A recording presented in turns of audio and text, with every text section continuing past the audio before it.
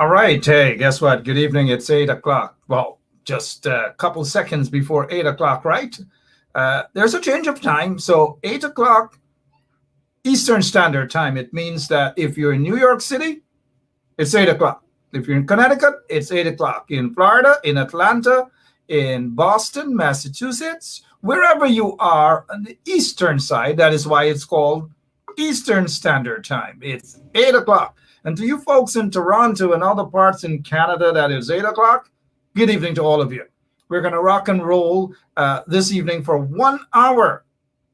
I know, 1 hour. And mind you, while it's 8 o'clock on Eastern Standard Time, it is 9 o'clock in Guyana, 9 p.m. in Guyana, 9 o'clock in Guyana.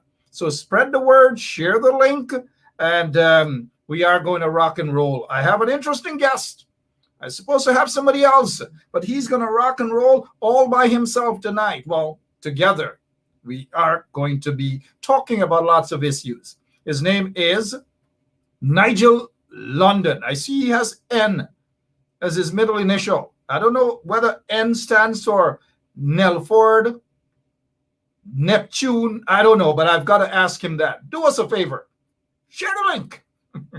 Good evening to it's weekend, man. I'm just back. I'm energized. And you guys see that I decided to take my own machine and I saved $30 for that haircut. So there'll be no cash out. I did it all by myself. You know, what is life without a little smile sometimes, right? But we'll rock and roll. Share the link. We'll be right back with Straight Up. Good evening to all of you, wherever you are. We'll be back.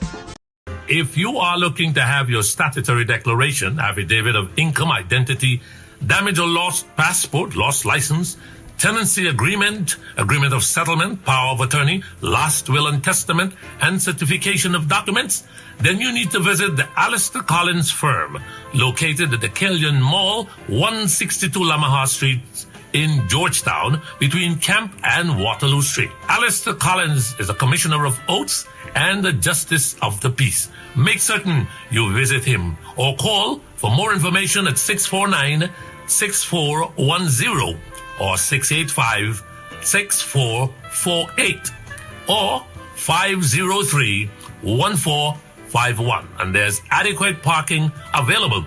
Go down to the Alistair Collins firm and have all of your legal issues settled and brought to the fore. Alistair Collins firm. Contact them at Alistair Collins firm. All right, we'll be back, but we just have our operator Lemon, who has reminded me that we do have these people here, right, at the Guyana Public Service Cooperative Credit Union. All right, that's an entity that is headed by no other, absolutely no other than this guy. His name is Trevor Ben. How can I forget Trevor Llewellyn Ben? These guys are them grandfather kind of names. But Trevor Ben is doing a superb job at this credit union, Guyana Public Service Cooperative Credit Union Limited. They have lots of things that they're offering to members of that union. So go right out and support the union. If you're a member, there are lots of things that you can get. Lots of things that you can get. Kudos to Trevor Ben and the crew out there. And of course, Andrew's Supermarket, right? How can you go wrong? Go down and support this supermarket.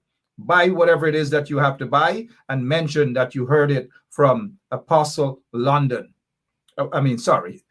That you heard it from this show.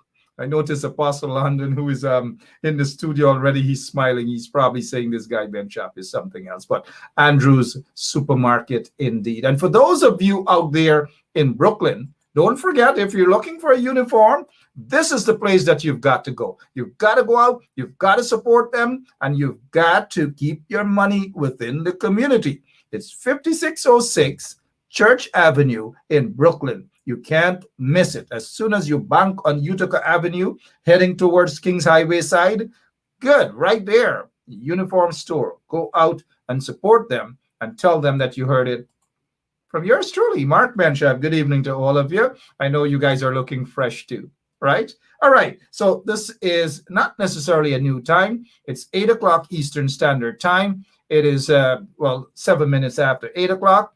It is 7 minutes after 9 o'clock in beautiful, beautiful Guyana, right? And it's just a change of time here.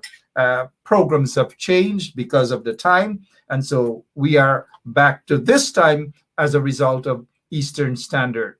Now, let's begin right away, man. I don't want to lose, I don't want to waste any time. What do I start with? I'm waiting for our executive producer, and Lemon is filling in that spot tonight because our executive producer didn't show up this evening. So it happens all the time right here. And I don't know why they do us that, but I'm kind of figuring out what's going on. Let's start with Gaisuko. This guy, okay. Sis Narayan Singh, he's got to go. He's really. A lot of people are saying that he's got to go. The sugar workers are saying that he's got to go. Remember, this is the guy who says that he's going to turn things around. And now, if you ask me exactly what he meant by turning things around, and this is why you got to pay careful attention to these politicians. All of the politicians. I don't care whether it's the politicians that you support or we support or they support or whomever they support. You've got to pay keen attention to these politicians. Now, this guy, during the course of the campaign, he was saying that Gaisuko could be making money and he is the turnaround. And I'm glad that you guys are not able to see my face when this guy, Sister Ryan Singh, said publicly that he is the turnaround guy. I repeat, in a very nice, soft voice, that he is the turnaround guy. I don't know what he meant by that, but I can tell you guys this. He's not turning anything around at Gaisuko. Well, if he's turning something around at Gaisuko, we are not seeing where the sweetness is coming from, because there's no sweetness in sugarcane any longer. So this guy is a failure. But we can't just blame this guy, Sesnarain Singh, who really and truly has to go, because he and the entire management, including my good friend, he is very quiet now. This guy, Tony Vera, is very quiet now. He used to do his commentaries, right? And every single night he talked, he was an expert about Gaisuko, and Gaisuko is wasting money and this and wasting that. We're not hearing anything. Tony Vera has become a pussycat. He's my friend, but he's a pussycat. I don't know why he has become a pussycat. For some reason, cat, C-A-T, as we say in Guyana, cat, for some inexplicable reason or the other, gone with his tongue. So here we have cat gone with Tony Vera's tongue, right? Yes, cat. And this guy, Sesnarain Singh, says he's the turnaround expert. Now, when you guys run into Sesnarain Singh, all you've got to do is say, turn around. Let me see. What sort of development have you brought to Gaisuko? And the answer is obviously nothing. When you run into Tony Vera, give him my regards. I have no personal beef with Tony Vera, but give him my regards and ask him to show you his tongue. We want to see whether he has a tongue or not. I don't know. I just don't know. And we really do want to see whether he has a tongue or not, because he's very quiet about the mismanagement of Gaisuko. Mismanagement of Gaisuko. Now let's get to this guy. You guys know him. He has been running the Guyana Olympics Association for 30 years. I was just a little boy back then. The apostle is going to be on. He can pray and forgive me when I said that I was just a little boy back then. I'm older than that, right? Now, look, this guy's, his name is Juman Yassin. He's a former chief magistrate of Guyana. He's the president of the Guyana Olympics Association. He has been there for 30 years. He doesn't want to go. You see, the sweetness of the milk make these guys want to stay there for as long as possible. The sweetness, they love the sweetness. They're not concerned about service, at least not any longer. I've known this guy since he was on the bench, and I was a court reporter working at GBC. You see, you guys, I had a job, so I worked. I've been in the business for a long time. I am not a Johnny-come-lately. I don't want anybody to call me a Johnny-come-lately at all, because I'll be offended. Now, let's get back to the real story of this guy and this green. Oops. Green. Did I say green? Yes. Green Gibraltar jumped the gun. Jumped the gun in announcing Telecom's license. They jumped the gun. So now here you have a guy, this so-called business is linked to individuals who claim that they were guardian for democracy and they were doing this, and they jumped the gun. And some of the folks from this Green Gibraltar, they're saying that there was a misrepresentation or they misunderstood something. They jumped the gun. Give me a break. They jumped the gun. Now, I know Apostle is waiting for us, and Lemon is signaling to me that Apostle is waiting for us. But the Apostle, we'll give him back an extra 10 minutes or so. Let's get to this guy. This guy is no longer wanted. He was a wanted man. He once... And look, here, let me break this down. I have nothing personal against this guy other than the fact that he has persecuted people, right? He persecuted those three persons who were charged with treason, right? Carol Ann, and her husband, Bruce. For over 1 year, this guy caused those people, along with another army officer, to spend over 1 year in prison on a trumped-up treason charge. He held the Bible. Apostle, I want you to hear, this is a man who held the Bible swear to tell the truth, the whole truth, and nothing but the truth. And he lied on those people because there was no evidence, absolutely no evidence against those three persons. And they spent over 1 year in prison. That lady, Carol Ann, spent most of her 1+ years in solitary confinement, all because of this guy and that lie and that fictitious, trumped up treason charge against them. Carol Ann and Bruce, her husband, along with another army officer, because of this guy. So I saw some comments, and I saw one particular person say, "Oh, Assistant Police Commissioner James, Sidney James, is an honorable man, a man who served the Guyana police force and the Guyana, some people know that I'm on air and they're calling me. Now, I'm on air. Thank you, sir. Good. That's enough. That person is gone, right? And so here what happened. I saw a comment where this individual commenting about this guy that, he's an honorable man. I know him to be an honorable man. He has served his country with distinction and dignity. Distinction and dignity. Really? Hey, come on. This is a guy who was spying on people who were protesting and all these things. This is a guy who had 3 and 4 special branch people and persons, intelligence officers on my rear end every single day, 4 and 5 of them. This is a man who did other stuff to spy and to sneak around on citizens. And this is an honorable man. Now look, again, I have nothing against Sidney James. He and I met a few years, maybe 3 or 4 years ago, at a particular senior foreign diplomat's house. When he pulled out his business card and said, "Mark called me." Called you? Are you kidding me? Yeah, no. So what's the whole story behind that guy? He turned himself in today. He surrendered today with his lawyers. And he was placed on $300,000 bail. Lucky. He's lucky. Turned himself in, $300,000 bail. Mr. Sidney James, at least we have something in common now. We both turned ourselves in. Welcome to the Turn Ourselves In Club. Welcome. Now, on a more serious note, investigation still continuing with the murder of this doctor, and we are waiting for some sort of real story, what really happened. I've seen people speculating and all these things. Most of the investigators are on Facebook, And some of these guys want to sound break, that they know the law, they know about investigations, and they know. Give me a break. Now, the family members of this doctor, they want justice. One way or the other, they want justice. And we all should be keeping our fingers crossed, our hands clasped, and pray for justice. Because regardless of the story, who this, who that, who this, he that, look, everybody's entitled to their private life, right?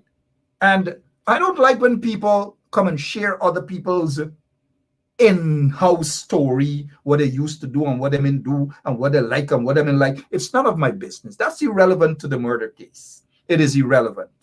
And that is what the police should be getting at. Was it a murder out of whatever reason? Was it because of robbery? Then the police need to get to the bottom of that. Not social media, Facebook police, and all these sort of things to look good and sound nice and all them dotishness. That investigations are totally different. And people should not be doing investigations and be very emotional and all of these things on social media.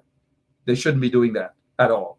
So, hey, what else can we talk about before we get to the honorable guest? I guess nothing. Right away, our operator Lemon has decided to put the apostle up when we have lost the apostle. Lemon was going quite well until just now. I don't know what is happening with Lemon this evening, but I'm glad that he's back on the job. Let's get to our guest this evening. No stranger to you guys. The Honorable Apostle Honorable. Oh, yeah, yeah. Please do. I give you that description. Be honorable, yeah. Nigel N. London, NNL. What does the N stands for now? Let us hear. N is for Nyambe, African. And what's the meaning of Nyambe? You have to give me 2 hours to tell you. Take 2 minutes. Nyambe is actually a myth, one of the African myths associated, I think, in Cameroon, who was a god, creator, one who was extremely powerful but also mischievous. I don't know why my uncle gave me such a name. I know, mischievous, but continue.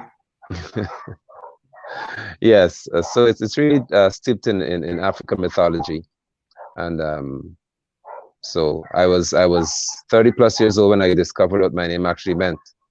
So my name is Nigel Nyambe London, speaking to Nigel Nyambe London. And you've yes. made me look, our operator Lemon changed my name to Mark A. Benja. Well, look at that. And A is for You Angel. make it that more smart. Angelo. Ayambe. Anthony, Mark Anthony. Yes. Apostle London, welcome to the show. Hope Thank you've you. had a great weekend. Fill us in. What's happening in your neck of the wood, not just Linden, but Region 10? Before you begin, that dog, does he have As a name? always. Does he have a name? His name is actually Saint, of all names. What's going on in Region 10 as it pertains to the COVID-19 pandemic, the coronavirus, sir? Thank you for asking. And again, I certainly am grateful for the opportunity to share this moment with you, with your listeners and with your viewers. It is always a pleasure to be here with you. And I do not ever take meeting you for granted. Thank you, sir. In Region 10, we have a very, very concerning situation in our hands in which schools remain open. And yet they're being closed every so often. But now there's a strategy in place whereby the entire schools are not closed. I saw the news of City Secondary, for example, they're closing classes after contact tracing, they claim. Members of a class should remain at home until further notice, but things should go on as normal. Teachers are also being told here that some of them have to leave their apartments by the end of the year. They have eviction notice or notices from the regional executive officer stating that they've lived in the government quarters or the teachers' quarters for too long, over 10 years, and they have to leave. Many of them are single mothers with children, and they, of course, do not know where they're going to turn. So things are becoming very interesting here in Region 10. Let us not forget that individuals are still, as in other parts of the country, being denied access to their bank facilities and so on, or services. I heard of a very, very interesting situation today in which the card was sucked, as they claim, into the machine, the ATM, because they said you can use the ATM. And an individual who is not vaccinated cannot retrieve his card. So if that person wants to do business, then there's nothing they can do, because A, they cannot get money to go to do a PCR test, and B, they're not vaccinated. So those situations are really plaguing us here in our society. As simple as they may seem, they're very complex, because Linden is not central in terms of decision making. So most of the people you speak to will say they have to speak to somebody in Georgetown or somewhere else. But those are some of the things we're facing. There are other entities who are being told that they have got a deadline to receive a jab, or they will be out of a job if they're not careful. Already in the depressed community, these are the things our people are facing. So we continue to fight, we continue to struggle, but more than anything else, we continue to notice, or I continue to see, and as do others in the community, the absence of our elected officials. I will continue to speak to that because it continues to be a burden on us here in Linden. We're not hearing from them, we're not hearing much about them, and the people continue to suffer. All right, let's pick up where you've mentioned now that the leaders are absent. Even the leaders, the local leaders there in Region 10, I mean, this morning I was asking somebody, when was the last time they heard from or about the regional chairman of Region 10, Mr. Adams, Delroy, Delroy, Duron. Adams. Yes. Good evening to you, Mr. Adams. Is he still living in Linden? He actually is, and I just saw a commentary from him, of course, speaking to a matter where he claims that Darmalal came to Linden and signed off on a $300+ million contract to build a new primary school. And he claims that he was not invited or he was not present. And the regional executive officer, who's a PPP appointee, Dwight John, would have signed on his behalf or stood as the chairman. You would every so often see him reporting on things he's signing off on and so on, but he's not speaking to the defense of people who are suffering adversely. So it seems that our regional chairman is only focused on announcing his accomplishments per se, rather than his defense or his representation of people. It's also common. So I know the vice chairman passed away a couple of months ago. Do they have a replacement, or what's happening? Do you know? No, there's no replacement to date. I was told that, or heard that there would be. So it's interesting that someone could have passed away for quite some time. And at the regional democratic level, they have, I don't know what is the issue with finding someone to replace him, or electing, I should say, someone to replace him, whatever strategy method they're going to use. We still do not have a vice chairman in the region to date. And that is so sad. The people are not seeing much of their representatives in region number 10. The national leaders, those who have been elected, mind you, elected national leaders, are you saying also that the people in region 10, the people in Linden, Kokwani, and Ituni, are not seeing those individuals? For example, the opposition leader, when was the last time he walked around Linden to listen to the concerns of people out there? I cannot recall the last time he was here. I know that, or the last time I heard he was here is when he came to convince the community that they should take the Sputnik when it was available. And I was told he was not met with such excitement. So we haven't seen him since. When the nurses have been locked out, when persons were denied access to their place of employment across so many parts of the region, when teachers were being treated as though they are irrelevant and unimportant, when pensioners were being denied access and still are to so many places in this region, the leader of the opposition, who represents the people here who would have voted for him, is yet to be seen in this region. I would not be surprised if before December arrives, he shows up here to gain some support in a campaign of some sort. Because some people have no shame whatsoever, none. Especially politicians, and a lot of them are going to be rushing up there to Linden, to Ituni, to Kokwani, and so forth, and talk to their PNCR groups and so forth, right, and tell them how much they love them and kiss them and tell them how much they're going to be on the ground for people and they love grassroots people and they represent people and all sort of, on the quarantine we call it they chate people's hands in English. Right. Chate, they lick people's hands to get votes. And now, look, let's get back to that.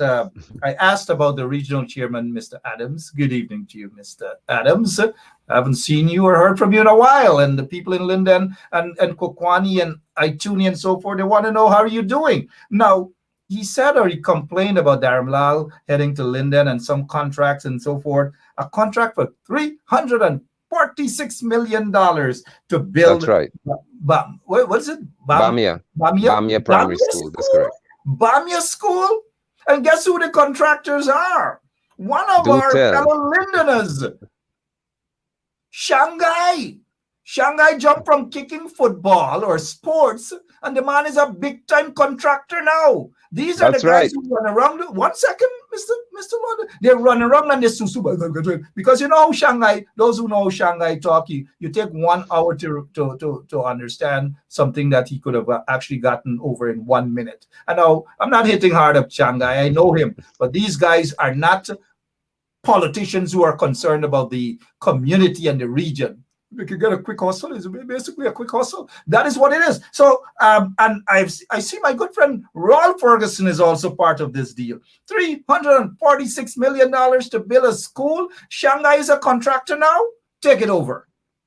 Yes, nothing surprises me in Guyana anymore because it's obviously based on your association or affiliation. You're qualified for many things. And the interesting thing would be to see how the facility stands up. Because I've discovered it's pretty easy to be a contractor in Guyana, unlike in the US and the Bahamas and other places. You don't have to be qualified in many things, you just have to know somebody. I guess have a TIN certificate, make an application, register a company, and you are considered a contractor because you're on the contract to do something. No, but you're missing one thing. That is, yes, part of the parcel. Right. You got to be able to do something to those folks at Freedom House. You got to bow to them. There you go. Other stuff. So I was getting there. I was about to get this. I'm happy that you're prophetic this evening. So once you have got a business registered, and in some cases you don't have the business registered, you just have to know somebody who does, and through that person, things are being done.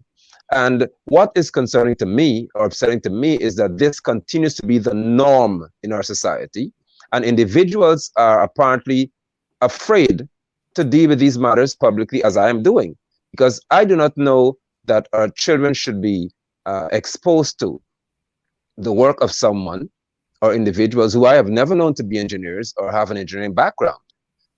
But then again, the contractor can hire an engineer, and the engineer then steps on the job and he does what he has to do. But we all are aware of the fact that this is a politically associated deal. And so what happens in our nation is that whenever somebody's party is in power, as they say, they have to be taken care of.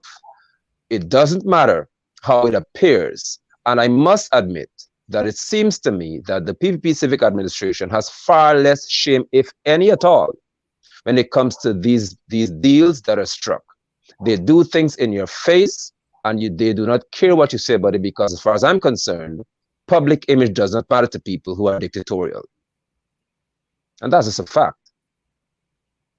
It is a fact indeed. If you're now joining us 31 minutes after 8 o'clock that's Eastern Standard Time, 31 minutes after 9 o'clock Guyana time.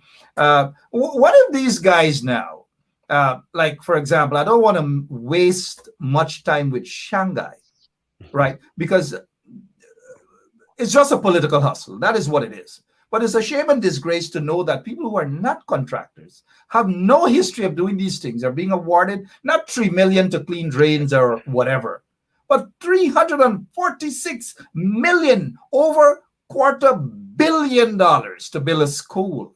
He's never built a shed or a stall at Mackenzie or Wisma Market. Never. Not even a shoe stand, not even a boat. But here it is now, $346 million to build a school.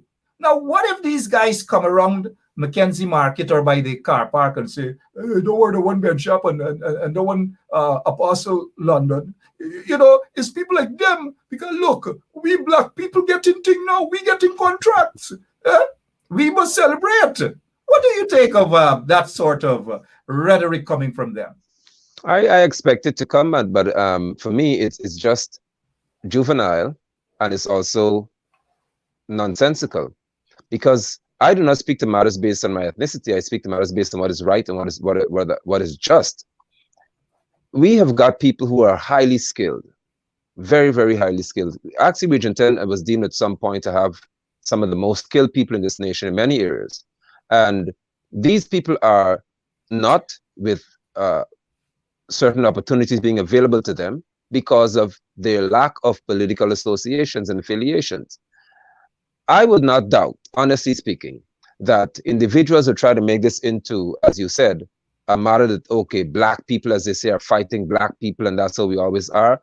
We are supposed to be thinkers who are independent and people who are rational. And it is irrational to have a school built for 800 students, of course, and maybe they have about 70 or so teachers in the facility, by someone who has never, as far as I know, operated on that scale. This has nothing to do with whether we're trying to, as they would say here, block a hustle, because it is a hustle. So the But hustle that should is be what blocked. folks like Shanghai and their mentality. That's what they're gonna say. Block a hustle. Don't worry, the one Right. better job. Don't worry, the one better job.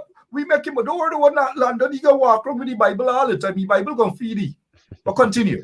Right. And what you find happening then is they can likely convince the younger men in our society to follow that trend and to become affiliated with or associated with the PPP Civic, so that you can have little handouts here and there. Now, what's interesting to note is that if Shanghai, and I know I don't have an issue with these people personally, I never do, because we're cool to that extent, as they'd say here.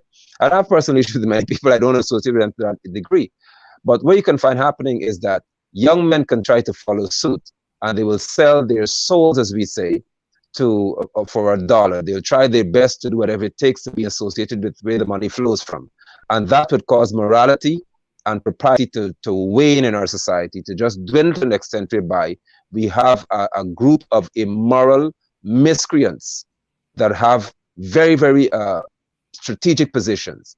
Another thing that's happening here as well is that we've got the Riverfront project, and I think it ties into contracts again. And I've noted that a local contractor, I think, has the Mackenzie Bank for $8 million. And on Wismar, Jag Mahan, I think, is the name of the company, S. Jag Mahan. I have never heard of a Jag Mahan in Linden. I don't think the company is in Linden, it's in Region 4.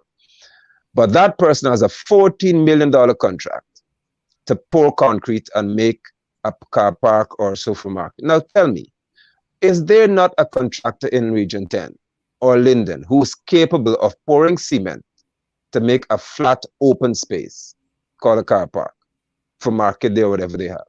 These are things that we have. And I'm aware of the fact that Mr. Wright, a very renowned engineer in Region 10, complained that one Edgel, I don't call him bishop, he's not a bishop for me, one Edgel came to Linden and he told them what is to be done in our town. He didn't consult with anybody. He didn't meet with anybody.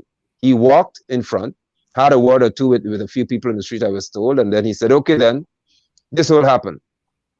So all of the plans, because we've had many meetings in Region 10 about the riverfront development and so on, those plans are now out of the window per se.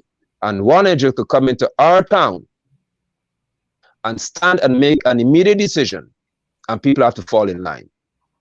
I am just hoping that Lindeners, as I will always say, can awake to the reality that you're being treated as if you are not even second-class citizens, but you're not even citizens at all. Not even citizens at all, because what they have now, a bunch of flat-foot hustlers in politics, so to speak, and then we see some of these flat-foot getting to become contractors and all these things. I know Shanghai is watching. Shanghai is watching. Flat-foot hustlers. Shanghai is watching. Now, let me ask you this. Let's get back to this here. Here it is. Let's show our people.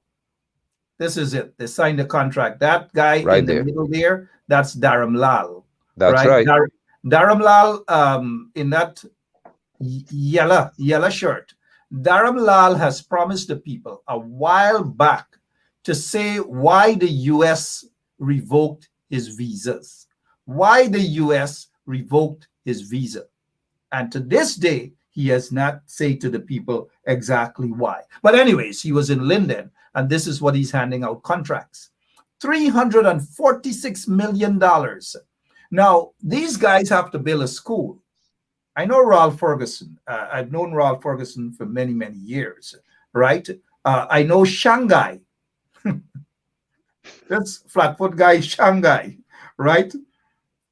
Football club, football hustlers. Right, Kashif and Shanghai, yes. Yeah, he is building schools now. Come on, schools, $346 million.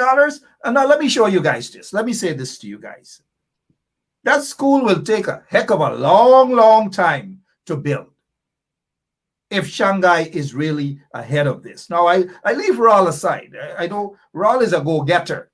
In fact, they have a radio station there in Linden now, right? Right. What's going on with that radio station now? I've heard that there's an upgrade to it, and the standard is improving. I think 104.3 FM. I really don't listen to radio that much based on what they have to offer. But I was told by individuals who were there that they're doing some work here. But then again, another contractor, another individual is able to just go and get it, as you would say. It is unfortunate. It is sickening because we have got persons who got what? Go and get what? Sorry. Get the papers, they say, get the money, get paid, make it happen. If it takes or if it requires, I don't have an issue with people making money, by the way. So please, viewers and listeners, do not misconstrue what I'm saying. Fair enough. But if an individual can observe the discrimination that's exhibited towards Guyanese and by this specific administration, especially Afro-Guyanese, and you are going to sit on your conscience just to ensure that you make it in life as you consider that to be, with you, I would have an issue. At least you should raise your voice for what is fair and what is just. Lose all of the money that you have to lose in defense of what is right by your people. And anyone who lives in Linden should be aware of the suffering of the people of Linden and what this government has done to us, and also what the previous administration has done to us. Someone should have the strength to speak. But it seems as if everybody's now... Do you see anyone now vying for the leadership who has the strength to speak? No. Well, some may have the strength to speak, but not the strength to act. Because some people say a lot when they want to have opportunities to lead, as I'm seeing here in reference to the PNC race for leadership. I'm stunned to see how many people can find their way out into communities nowadays to interact with so many people, but that's another story. But we have to have people in our community, I'm speaking for Region 10, who can speak the truth. And if you are offered an opportunity to sit at the round table or sit at the tables of Freedom House, then at least say something for your people, and let us see the difference. Let us see that you're representing us well enough. We'll get back to those people who are in Linden and who should be representing the people. And for the most part, they're not representing their people. Story done. They could nice it up. They could say that they're working. They could say they could do this. And they're not working for the most part. Now, here's this guy, Mike Ducaran. Ducaran is asking, what happened to the Coalition radio station and television station in Linden? What happened, Apostle? You live in Linden. What's going on? Tell us. What happened? Why would Mike have to do that to me tonight? 3 young men lost their lives at the bridge. In a package deal, I would call it. They were apparently, people claim they're martyrs. For me, they were just standing among a crowd and they got shot. And you wouldn't describe them as martyrs? Not in the context of martyrdom. Okay. And I'll tell you why. Because 50-something years ago, almost 60 years ago, it could be a little over that, there were some sugar workers. And more, huh? And they call them the Enmore martyrs. I remember. They're basically the same thing that these 3 martyrs of Linden did. I remember. For all those years, the PPP described them as martyrs. Now, here are 3 guys. There were 3 guys who died as a result of the brutality of the murderous PPP regime. Why can't we just attach that description to them as martyrs out of respect for them? Well, for one, I don't know that they voluntarily gave their life at the bridge. And that's the Enmore martyrs didn't. I don't see them as martyrs either. You said they're more martyrs. I don't call them martyrs. I said the PPP has described them right. as I'm saying what you said about the PPP, right? Yeah. So if someone is put to death, for one, voluntarily, additionally for some cause that's really very, very profound on their part, in my book, it should be one of the leaders in the forefront. Then I could say you're a real martyr because you stood for something, you influenced people, you were there, and so on. Not when people were trying to scatter and somebody gets shot, you say that person is a martyr. And in that context, I'm not taking or making light of their death, please. But I'm speaking to the fact that they were, to me, defined just to brush away certain things and to ease some people of certain responsibilities. Because as far as I'm concerned, I say it again, the leaders should have taken the bullet than will abuse the martyr. Now, in that environment, we have got, or out of that, deals are made. You'll have a radio station, you'll have a television station of your own. People are fighting for that. It was given. And in a typical fashion, Londoners or those in Region 10, leaders could not simply agree as to whom will be in charge. So Mike, what has happened is that because persons couldn't agree as to who will run it, it has run a course of being stalled and nothing has happened. All because Londoners could not agree among themselves, leadership that is, as to who will be in charge. It's just sick to see that we crush ourselves in this region to a great extent, because everyone wants to have the power to rule instead of seeing things done in the interest of all. So we have no television station of our own, no registration of our own, because some very, very prominent persons in our society could not agree as to how things are going to go. So we're stuck. You know, I agree with you on that also. And Linden should have had their own television station. They should have had their own radio station as well. Managed by competent individuals, yes. I have my take on that because from day one, I have advised, and I don't want to make it that I have advised, but it is the truth, and told them to get the station, the TV station, up and running during that time, so that the sacrifices made by those three martyrs would not go down in vain. And the other people, the other folks who were there on the bridge and other places protesting. I was there, so I know. I don't know where you were. Were you in the country at the time, Mr. London? In 2012, no, I wasn't. Oh, you were not, but you were with the struggle. I certainly was. My parents were there every single day representing the name London. Good. London. So, and they were on that Wisma Bridge. The Londons were on that Wisma Bridge. No, they were in the vicinity. They weren't on the bridge at that moment. And now I say this because I want our listeners to know. Some of them are quick to say that the buck stops right there at the doorstep of the president at that time, David Arthur Granger. And I don't have any problem with that criticism at all, because were I the president at that time, I would have bypassed all the pettiness and instructed that the TV station and radio station be granted to the people of Linden. Now, as it pertains to the TV station, it is nothing begging. It is something that was given to the people of Linden, and it should have been given back to the people and for the control of the people of Linden and that community. Now, the license, and I want our listeners to hear this, the license was already set out for the people of Linden. Yes. And I'll call one man who stymied that process. It's not David Granger. One man, based on my information and from credible sources, is what it was that individual who was sitting there as regional chairman of region number 10. I'd love to have him on this program, Maureen, to ask him why he did what he did to block the people of Linden from getting that radio station, that TV station, when the license was actually issued by the Prime Minister then, Moses Nagamutu. This story got a lot. It has a lot. A lot. Leroy Nelson, good evening. I see you guys are busy. Busy, Leroy. And I want Leroy Nelson, and I see they're back and forth. Leroy Nelson to know that that television station license was given. All they had to do was to pick it up.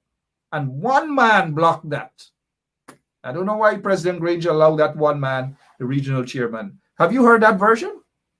I've heard that version, that there were individuals, that's why I said in leadership, sure, who were instrumental in preventing the people of Region 10 in Linden from receiving a television station. And the truth is that we are among the first in this nation to have television stations available to us and so on.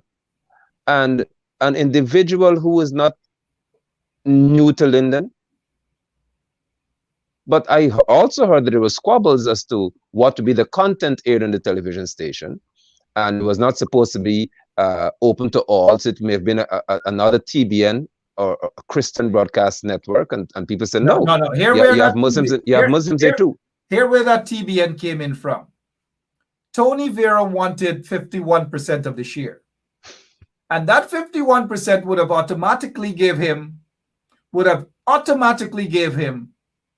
$5 million in his pocket every month from the Christian television broadcast. Exactly. $5 million.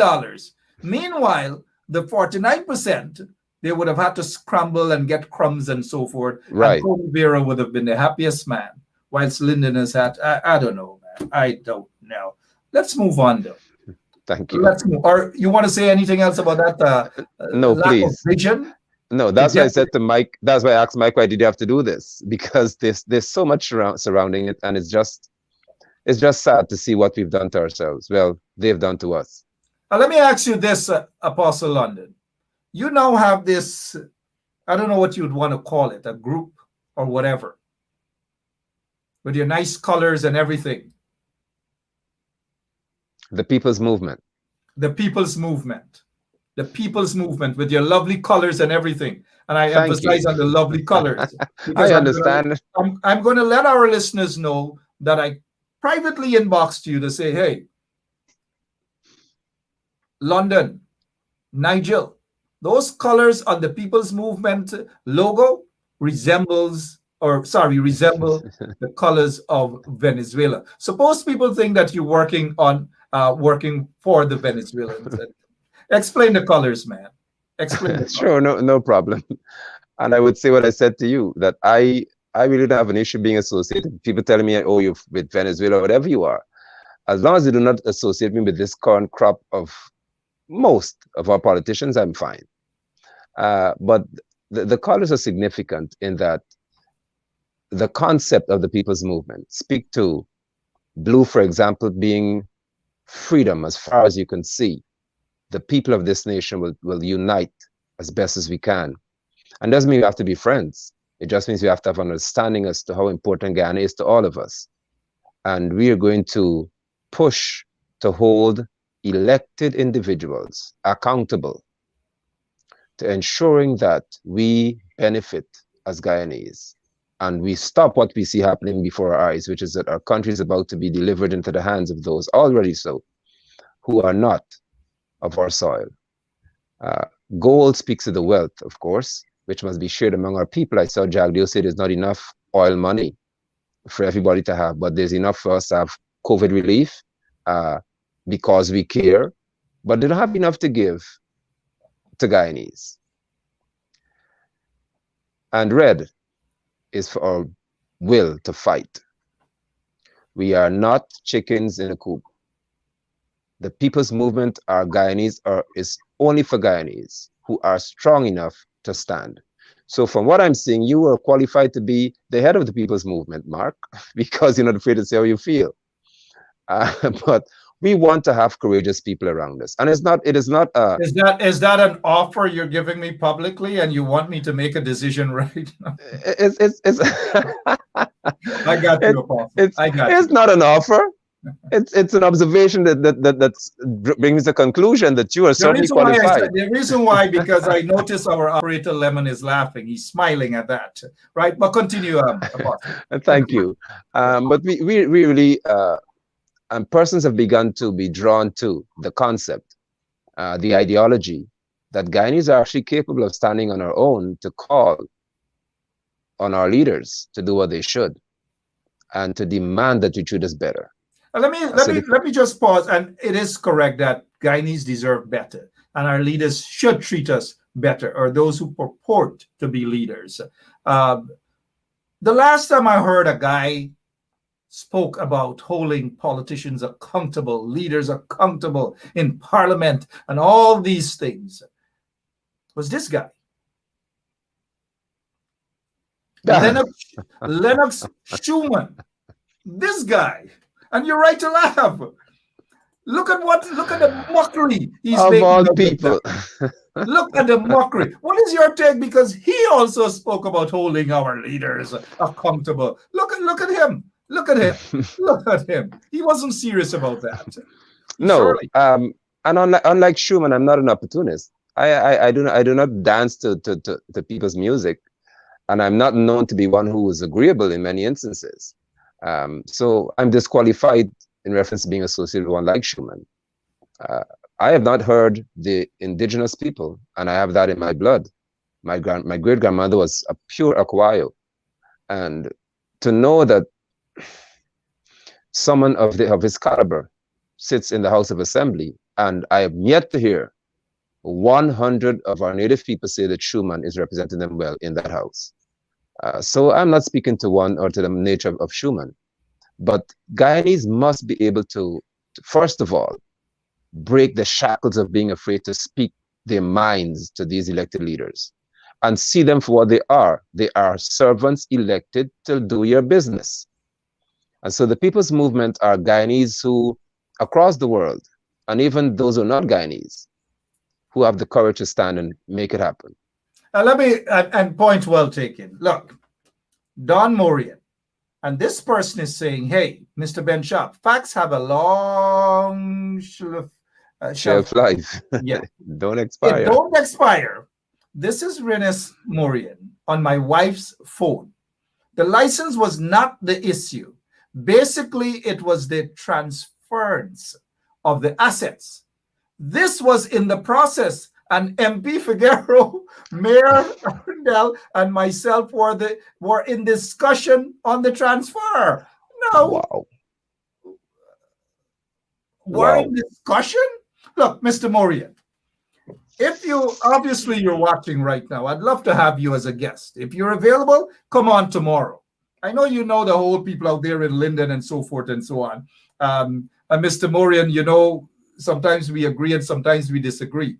But for many years, the Ben Sharp Foundation, we were distributing things throughout the country. We never had a problem.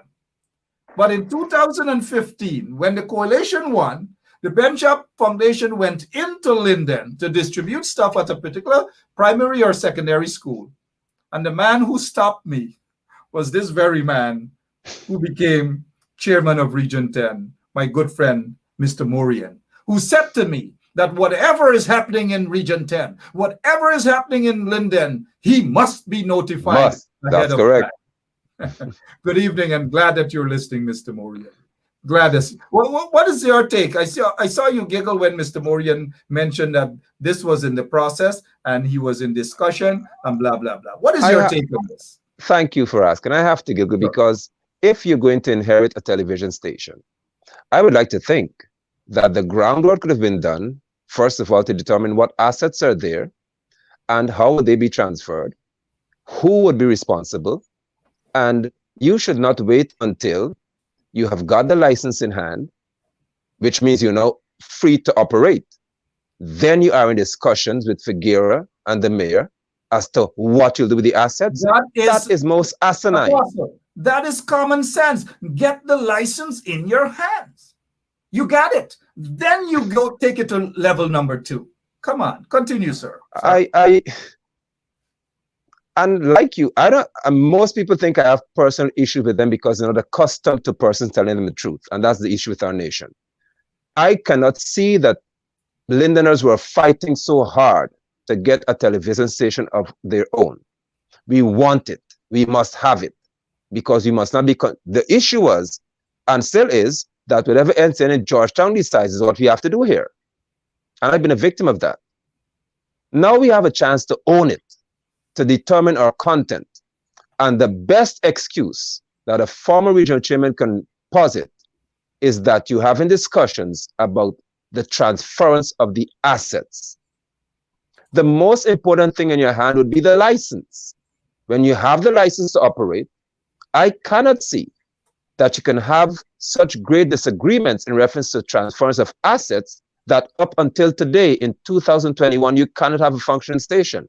That, Mr. Morian, is a colossal failure on your part, and I'm grateful that you mentioned MP Figueroa and the mayor, because in your discussions, If the three of you could not arrive at a sensible conclusion to benefit the persons of Region 10, I have no option than to deem three of you failures. Because No, we should have a television you're station. not, because Mr. London, we're hearing several versions of this story, several versions we're hearing, all sort of, because if Mr. Sharma Solomon comes on, we'll hear another version. Definitely. Mr. Moria now is telling his side of the story. I am sure Mr. Figueroa will do the same, and the mayor of Linden will do the same. Too much talking. And but permit me to interrupt you. They should have ensured that they got the license in their hands. They never did. They started bicker and fight. Exactly. The license, if the license is not the issue, then why do we not have a television station? The most important thing for function in reference to document for operating a television station is the license. If you have the license and the license is not an issue, why did we not have a television station? We had Mr. Figueroa, we had a mayor, we had Madam Mayor. I would not see the mayor, knowing who she is, as being one who interferes with Linden having a television station. Not her. Well, I'd be shocked if it's her. We got here Leroy Nelson, who is Lindener to the bone. Leroy Nelson is saying basically they received the frequency and not the equipment and even a building. They could have used the town council. Fair enough, Leroy. Get the license in your hands. The building and other equipment will be spoken about, will be negotiated after. Get the license in your hands. But the fact is, they just basically were spiteful. They were too goddamn power drunk, excuse my expression. That's fine. They were power drunk. They weren't doing much for the people. They were short-sighted. They just didn't give a damn. That is why the people of Linden, the people of Region 10 are in this current predicament. Who do they have to blame right now? But what a lot of them sit and they complain, oh, the PPP coming into Linden. We don't want them in Linden. But when you guys were in power, what happened? What did you guys do? You fight amongst yourselves, which is what is happening still. You fight for power because you were powerful. The last time I heard from Mr. Morian, and good evening to you, Reverend Morian, there's nothing personal against you. Exactly. Absolutely nothing. So I don't want anybody to think that there's something personal against the Reverend, Absolutely none. Reverend Morian, nothing at all. But the last time I heard that something that you wanted to force the coalition government to do, you were part of the coalition government. You were regional chairman of Region 10, and you promised the people that you're going to go to Georgetown and show them who gets seed more than Baigan. I'm still waiting for you to go to Georgetown and show who gets more seed than Baigan. You became quiet after that. Go ahead, Apostle. To Leroy, there was a building because we've got the flats, as it's known, on Richmond Hill. A dish was already there. Region 10, as I say, on the Guy mine, had a functioning television network. So we weren't having an issue regarding where to situate the station. We had an issue with people because the dish is still at the flats, the doctor's quarters, as they call it, in Richmond Hill. We still have the control room that could have been easily constructed. The area is fenced in. Nothing is happening there. Linden did not have an issue with infrastructure. We had an issue with authority. And everybody believed they have so much of it that you do not acquiesce to anybody. You don't bow to anybody. So you take a strong stance. Whatever happens, you have to prove your point. And Lindeners, as is always the case, suffer. Sadly, Lindeners suffer, and they continue to suffer because of blind, visionless politicians. For the most part, visionless leaders out there in Region 10. I don't know. People are more concerned now about fighting for power. They want positions in the PNCR. They want to be part of the executive. They want to be chairman. They want to be leader. They want to be all sorts of things they want to be. And so they're going to rush over to the people now. And like I have said earlier, they're going to hug them. They're going to kiss them and tell them how much they care about them. But people are smart. People say, but I haven't seen you in a while. But what exactly do you do for us? What exactly have you done for this community? What What exactly have you done for this region? What exactly have you done for young people? Pensioners like yourself, Mr. London. That's right. What have you done for us? What have you done? There's a song by Jody Watley. What have and people all over the country, when politicians visit them right now, fighting Right. for leadership, they should play that song. What have you done for me lately? Oh, yeah. What have you done for me lately? Right. What have they done for the people of Linden? I don't know, man. I just don't know. Some may argue that 3 years wasn't enough. Some may argue that there were lots of square pegs in round holes, but go ahead, Apostle. 3 years were not enough. This administration was not installed 3 years ago. How are they getting so many things done? In reference, and that's the point. I said it, that it would be embarrassing to the APNEA-C coalition for the PPP Civic to gain office, however they do it, and within 1 year, they are able to. Viewers, I have to laugh. And even, why don't you call him? Sorry. Good evening to you, Mr. Moore. And the fact is, you got basket, sports guys now, football guys who, making over $250 million in exactly. and all these things. Exactly. And in some cases, I think the contractor earns what? I think it's 10% of the project. In some countries, it's 30%. So I don't know how much my friend, as they say, he is, Shanghai, would earn. But as I've said, that we should not find ourselves in this position where people have to say 3 years were not enough for Apple to do things for Region 10. Within a few months after I spoke about the roads are done. Within a week, Linden should have got their what do you call it, television station and their lights up and running within a week. Sorry. So I agree with you. So right now, Linden doesn't have a television station of its own. They do not have a radio station of its own. No. And now there's a new radio station in Linden. Going to be booming music all day. Not owned by Linden. Party up, dance up. What's that message, you think? What's the agenda? And it's not owned by Lindener either, because information coming into Linden is controlled centrally. And I sat in meetings at the NCN in Georgetown with the late, I think his name is Corlett, and said to him that how could it be that under David Granger's administration, who spoke to freedom of speech being challenged for Guyanese, how could you seek to censor someone on a national television network? More so is not even in your region. And he made it clear to me that Georgetown controls what people see in Region 10. And that's exactly what we're trying to avoid. Now, Mr. Morian is still insisting that he has got a track record to prove that he is not culpable. He's not guilty in any way for having us in this position. But Lindeners are still unable to control what we hear and who speak to us, because we in Region 10 are a controlled society.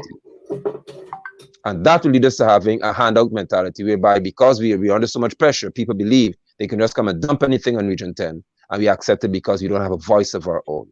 That has to change, and I hope it does soon.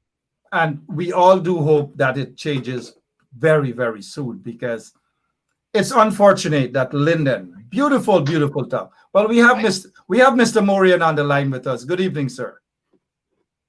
Yeah, Mr. Morian is on the line. Good evening. Good evening, Mr. Morian. How are you doing? Ben Chop here. I'm doing fine. I'm doing very well. What's going on? And I give you this because we do believe in giving people equal time to tell your story. Yes, I hear other people talking, so I'm not. Yeah. What's going on? I am fine. I want to address this. I want to address this. No, hold on. Yes. Good. I heard. Okay, listen. Basically, I listen. I don't say anything, but I heard my name called. So I have to respond. Can I speak now? Of course, you have time to respond, Mr. Morian, and good evening, and nice to hear from you. Okay, so first of all, before we come to the television station, I want to share some of the things that happened in Linden.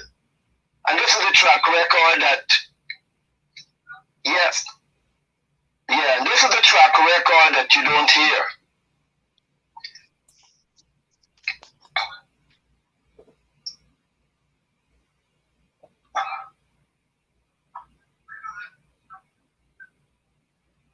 Mr. Morian, if apparently you probably have a computer on, please listen to this conversation on the phone. I'm having a feedback.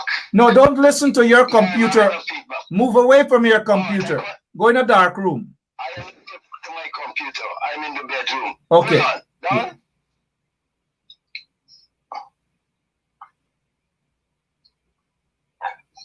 All right, I'm listening. I'm going to speak. Yeah, but let us first clear this thing up as to why the people of Linden doesn't have a television station. You were chairman at the time. What happened? All right, let me explain to you. I'm going outside.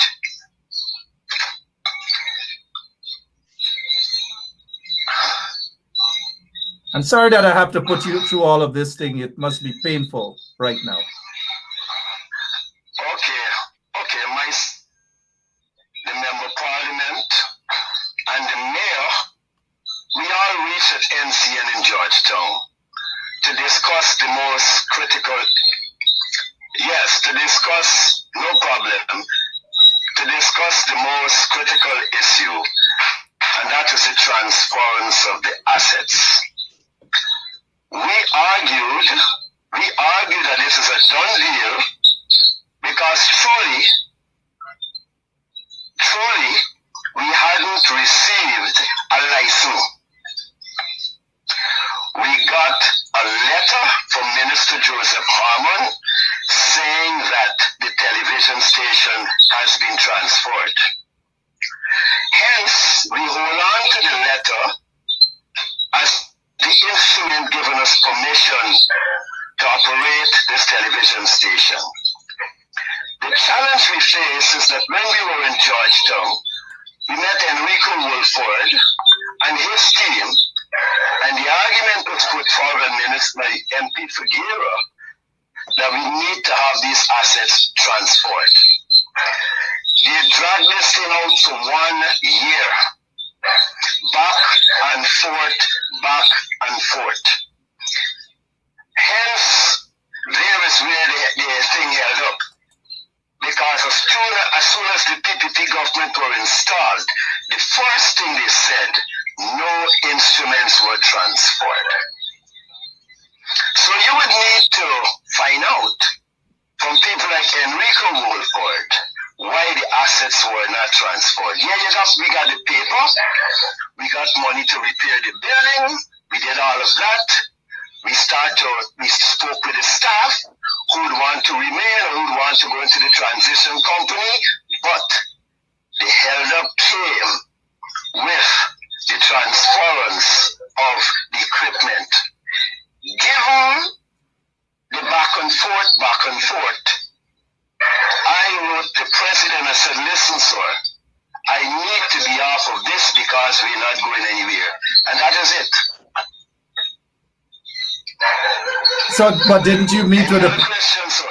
Didn't you meet with the Prime Minister on this issue? Yes, we met the Prime Minister on the issue. Everything was cleared. The Prime Minister okayed it. The President okayed it. But what should have happened? And this is why I came off. What should have happened? This matter should not have been left to Enrico Wolford to get a lawyer. Yes.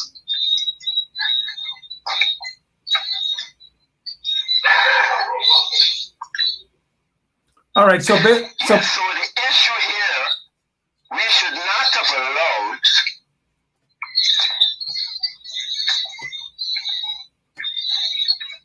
Are you in a hammock or something? No, I'm outside. think I'm outside. I know why they're getting that feedback. But the thing is, we should have engaged the Attorney General Chambers to have these instruments transferred. And here was my problem, and I stepped off.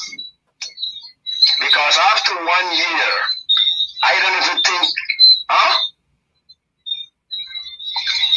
I said nothing. We said nothing. Outside. Yeah, we said nothing, sir. Is the bugs and all kind of things making a set of noise in your background? What part of Lynn are you at right now? Blueberry Hill? I'm in Blueberry Hill. I don't know why. There are a lot of towers around me, though, you know. I told you I know Blueberry, right?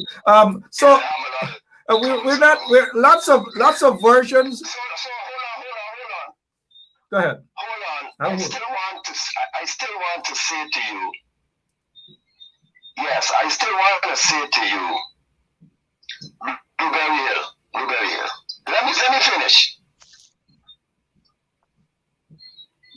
Let me just say this to you. Sure, sir.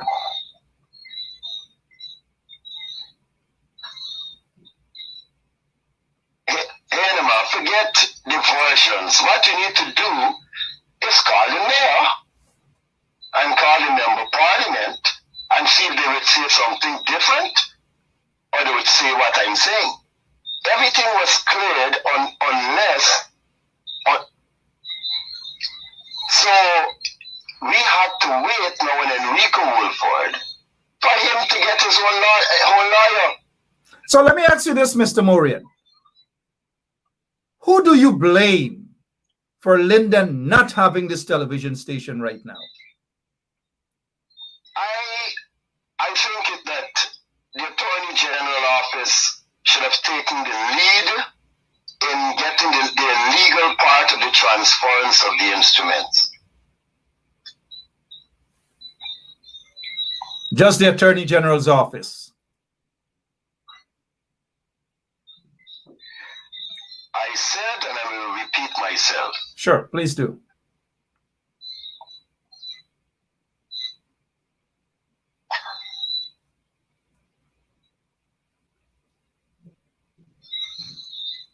And that is my answer there. No problem. Thank you so much. Hold on. As Mr. London rightfully said, MCN in Georgetown controls everything. And truly speaking, they did not want to release those equipment. Who was in charge of NCN then? Wasn't it the coalition? Wilford was chairing the meeting. Okay. All right. So enough of that, because several versions to this. We're hearing yours. We've heard others. Mr. London, do you have any input there? You heard Mr. Morian, former regional chairman of Region 10. I have quite a bit in reference to input, but I make it as brief as possible.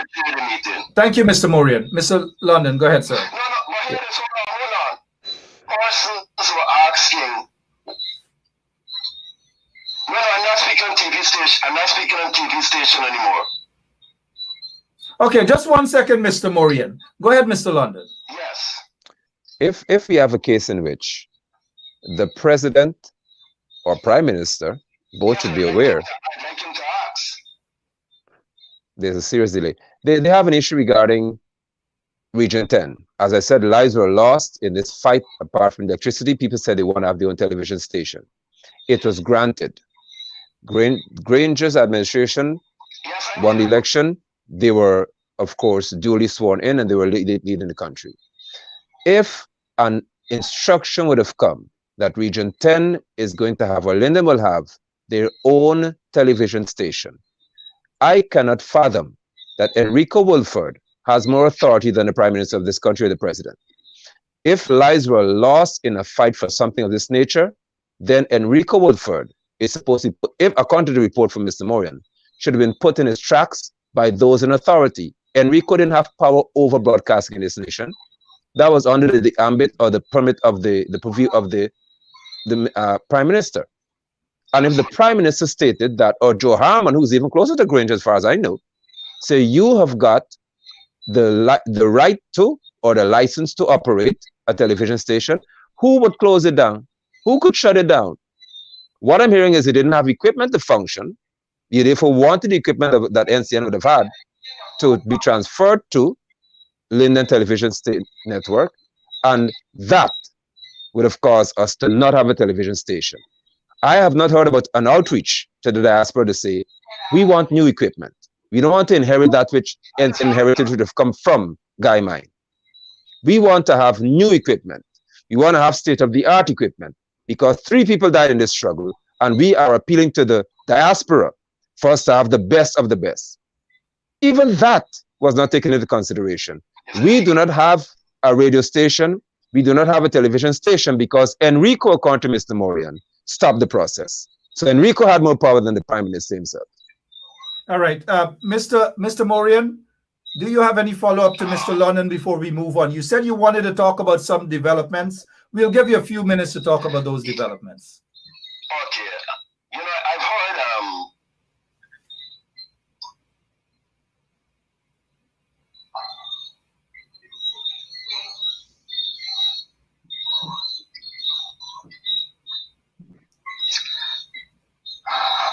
yes. Go ahead, sir. We're listening. Yes. Okay. When we took office, there was no plan in Region 10 Upper Demerara for regional development. This is the first region that came up with a 5-year developmental plan for this region. First region. So you got that. While we were working on that, it's the first region that had a youth award program where youths in all of the sectors, whether religion, whether sports, etc., did a regional youth award program. This is the only region that attempted to build a modern RDC building that was stopped by the PPP.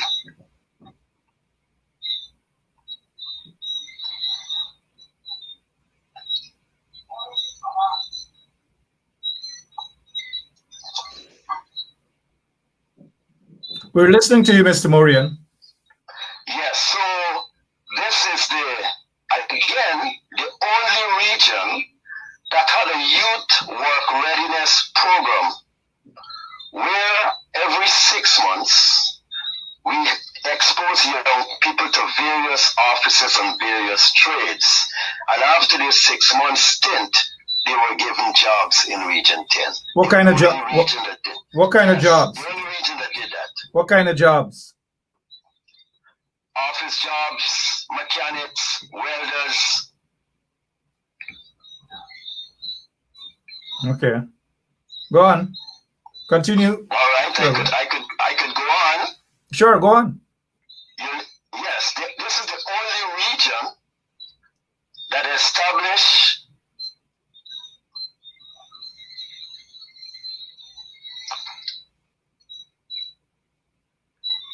Mr. Morian, we're listening, sir.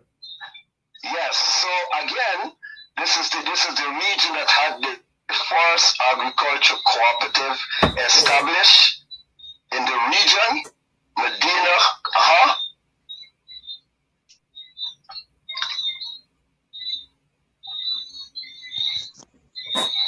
the first agricultural co-op society. Recently, yes, so you heard about the agricultural co-op society. Yes, sir. 500 acres of land. All right? Yes, sir. So I could keep going on and on. But the thing is, And what? 1 second. Describe to our listeners what happened to the 500 acres of land. Again, the 500 acres of land, we applied for it. Lands and Survey never released it. And I'm saying this without contradiction. Okay. We started work, we built fence, but yeah. Okay. Okay, the 500 acres of land, we had people there. The land was parceled up, etc. What they were waiting for now is the land titles. None came. After 2 years, none came. We moved to Millie's hideout and we cleared about 7 to 8 miles of road because we want to establish farms there. We want to take the road right to the Borbis River. We had about 100 people applying for lands. The titles were not given. You know, so you're saying that this actually went through to the Lands and Surveys? Yes, Lands and Survey Department. And did you make contact with the people there responsible, like for example, Mr. Trevor Ben, who was the chairman, the CEO for Lands and Surveys? Yes, I had a running battle with everybody. No, that's not my question. That's not my question. Did you make contact with the then head of the Guyana Lands and Surveys, Mr. Trevor Ben? Yes, I wrote Trevor Ben. I wrote Trevor Ben about 3 letters. Never got a response. You wrote him, but you didn't speak directly with him, did you? No, I didn't get to see Mr. Trevor Ben. No, I didn't see him personally, but I wrote him twice. And you never got a response? You never got a response. And as regional chairman, you didn't take upon your own to say, let you make contact directly, telephone contact. Yes, I did. Go ahead. Sorry, sir. Go ahead. Basically, Mr. Ben was in my office. He was in my office. Okay. Then he visited my office. And we discussed these matters and other matters. He even encouraged us to the approaches. No.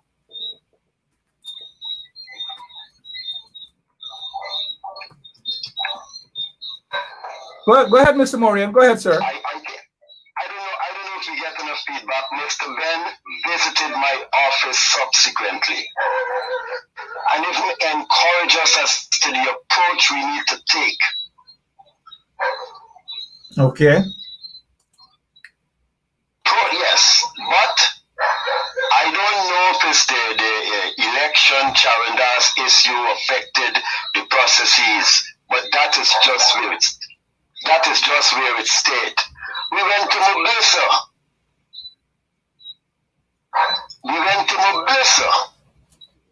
That forms part of greater part of Region 4 and Region 10. We went to Mombasa. We organized the farmers. We asked them to make application through the office of Region 4. They didn't make the application. All right, let me, Mr. Morian. Mr. Morian. Yes. I have Mr. Trevor Ben, former CEO of Lands and Surveys, to respond to your earlier reference about land, 500 acres. Mr. Trevor Ben, good evening. And can you respond to what Mr. Morian just said about the 500 acres? Hi,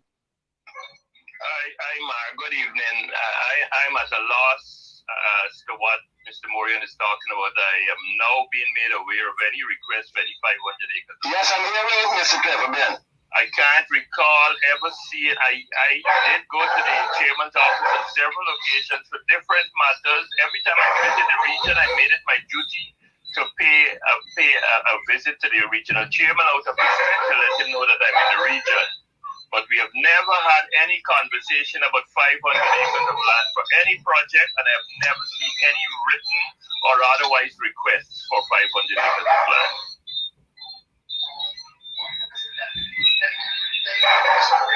Mr. Morian? I love that you can't recall. I love that. I've never seen Mr. Morian. You know, we've never had that conversation. Never had that conversation. And neither did. I rather you say you can't recall. Any letter. No, I'm saying it never happened. I'm saying to you, sir, it never happened. All right, here's what I'm going to do. Mr. Benchcop? Yes, sir. Here's what I promise you I'm going to do. I'm going to visit the regional office and I'm going to go through the agriculture file. And I want to find some copies of those letters and I will give you a copy. That would be nice. That would be nice. And I'm sure All right. Lands and Surveyors Commission would have copies of those letters. No, but apart from the letter, Mr. Morian, you said that you discussed this 500-acre in your office with Mr. Trevor Ben. Mr. Ben was in my office, and Mr. Ben and myself, we talk. I don't want to say what Mr. Ben and me talk about on the phone. Mr. Morian can say who was in the office with me. I never visited his office by myself. I always was accompanied. He can remind me who was in the office at the time when that discussion occurred.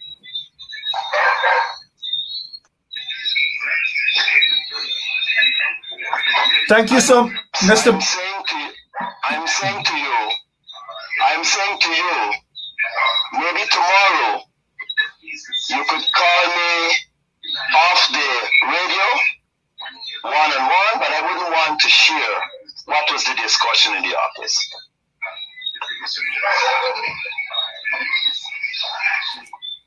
All right? Thanks. Well, we heard there from Mr. Honorable man who ran and who developed and who turned around the Lands and Survey for the betterment of all Guyanese, saying he never had such discussion with you about any 5 acres. Mr. Benchcop, you listening to me now? Yes, sir. I'm listening to you. Listen Thank you, to this. Mr. Benchcop. Thank you. Good night. Thank you, Mr. Ben. Thank you. Mr. Benchcop, hear me this. Yes, sir. As the regional chairman of REIT, yes, I heard for him. Yes, sir. Go ahead. Mr. Morian, go ahead, sir. Can I speak now? Yes, Mr. Morian, you can speak. Hear this. As the regional chairman,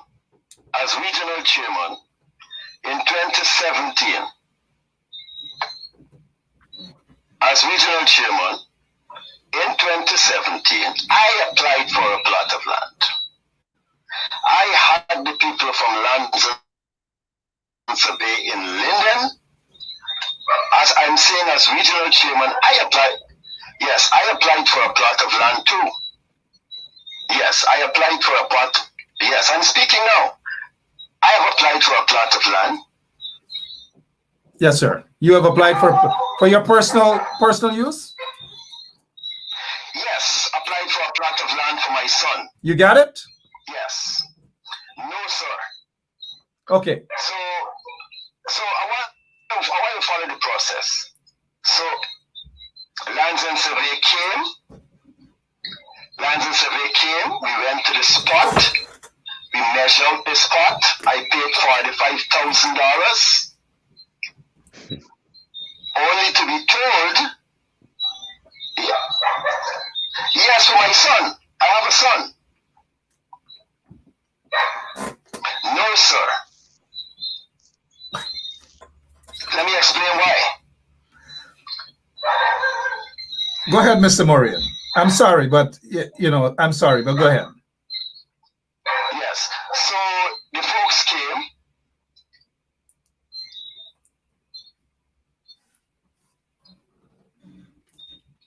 And after paying the $45,000, yes. Only to be. Yes. Oh, I was told now from Lands and Survey in Linden. That they don't know if the land belonged to housing. Yes. Yes. Mr. Morian. That was the response I got. Okay, Yeah. no problem. Mr. Morian, quickly before we go, you spoke about the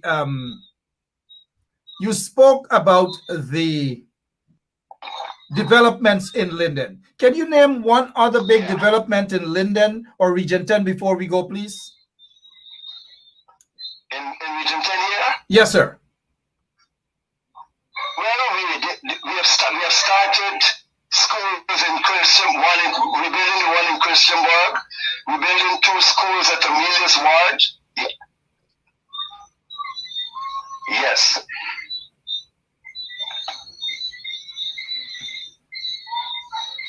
Mr. Morin, I'll invite you another night to come on live on the show. But I really appreciate the fact that you took time out of your busy schedule to be here with us to talk. I will invite you some other night on this show live, sir. Yeah, but something got to fix because I'm hearing a feedback table. All right, so we will definitely go. But thank you so much for your time. I'll get in touch with you, sir. Good. Thank you. Good. 1 second, Mr. 1 second, sir. 1 second.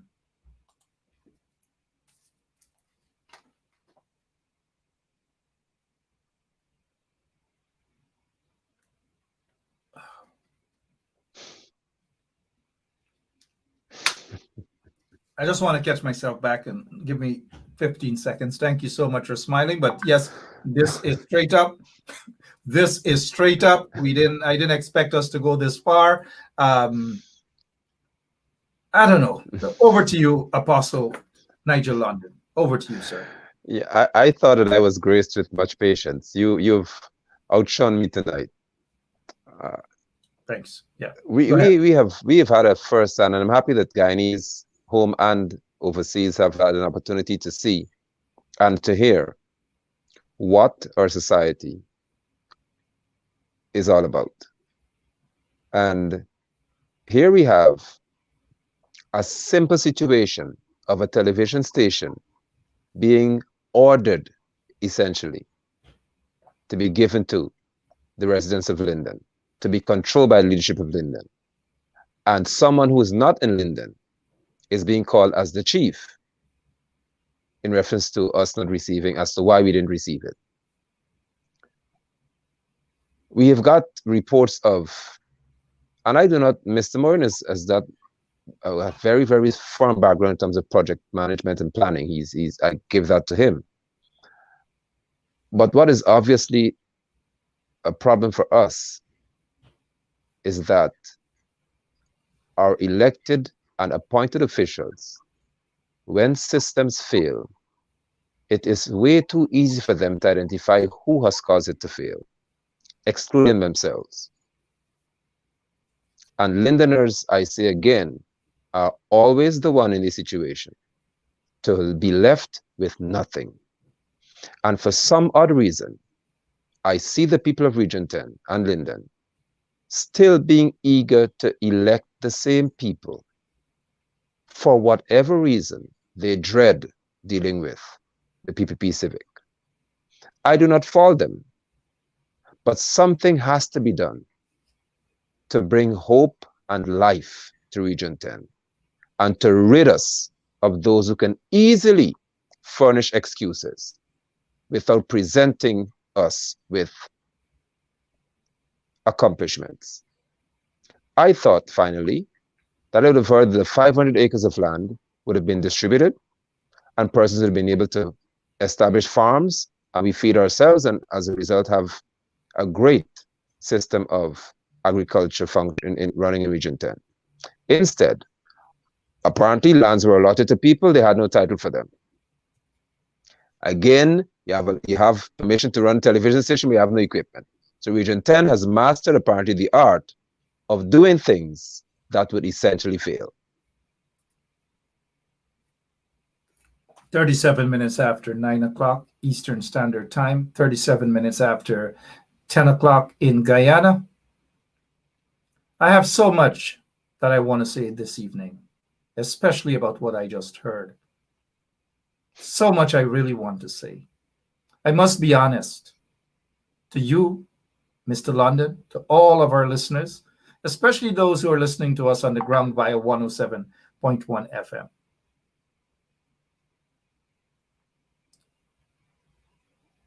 I have an instant headache. Why? A political headache. Because the time has come for persons who are going to be placed in positions ought to have a vision. Whether they run a region, whether they're members of parliament, they ought to have a vision. I'm tired of the excuses.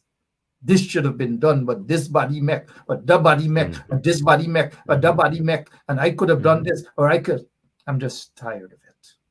Tired of it. which my brother, your closing yes, remarks. thank you, which my brother gives cause to the people's movement, because that's exactly what I speak to. And that's what those who across Guyana who are connecting with us and with me, they're saying that they're tired of this.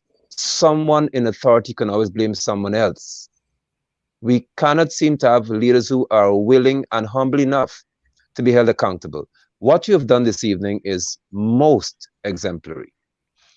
And that's how I believe we should function. You call two grown men and say, okay, speak to this matter. I am dumbfounded to see that this is happening in our country. This has happened. It is not a secret that Mr. Moyan is a representative of PNC or Apnea Sea Coalition. And I would not question whether Mr. Ben is in some way inclined to support Apnea Sea Coalition based on how he's treated before. So how can we have such a break when our people had an opportunity to develop? This is saddening. Guyana, we have to have better than this. We should not allow ourselves, in reference to the small man, the ordinary man, the right-thinking Guyanese, the apolitical Guyanese, we should not allow ourselves to be treated in this manner. We should not allow our future to be handled so casually by those who believe that they have offices that they can hold without responsibilities attached to them. Change has to be made, and I demand the same. I thank you so much, Mr. Benchtop. I appreciate this night. It will be memorable. I would tell my great-grandchildren of this moment. It is unforgettable. And I couldn't share it with a better person. Thank you so much. Unforgettable indeed. And I just want to take this time out on behalf of all of us here at 107.1 FM to wish you and the People's Movement the very best. You have a platform right here to share your stories and share as you go around the country, to listen to the concerns and the plight of the people, because that's where it matters. Boots on the ground, real boots, not fictitious Cinderella kind of transparent, you see through those sort of boots, kind of glass boots, real boots on the ground. Thank you so much for your time. Thank you. All the best to you and the People's Movement. I appreciate it. Thank you. Thank Goodbye. you. I have absolutely nothing else to say. I'll be back tomorrow. Because if I say something, let me see some of your comments. If I say something, I might just say the wrong things. And you know how some of them are quick to say. Benchap loves to criticize them. They love to say that, right? I'm looking at some of your comments. I don't know what else to say, man. I mean, look, my heart is bleeding for Region 10. Too many talkers, and less doers. They need action-oriented leaders who can get things done, not by just talking. Action-oriented people who really care about the people that they're supposed to represent. Not jump on social media. That is not where the representation is. It is on the ground, where it matters the most. I'm not saying that folks on social media don't matter. Of course you guys matter. But on the ground, boots on the ground. Not nice up yourself and doll up yourself on social media and believe that that's where, and some fancy talks and fancy words and all of these things, and think that that is going to get some of you elected. Whether it's leader, whether it's chairman, whether it's vice chairman, whether it's to the whatever. Y'all need to do more to represent y'all people. I'm not happy. I'm going to bed. Not happy. And it's because of those square pegs in round holes. Those flat-foot political hustlers. I'm not happy. I'm just not happy. I got to tell you guys this. I'm not happy. So no kiss tonight. Bye-bye. Bye-bye. I'm gone.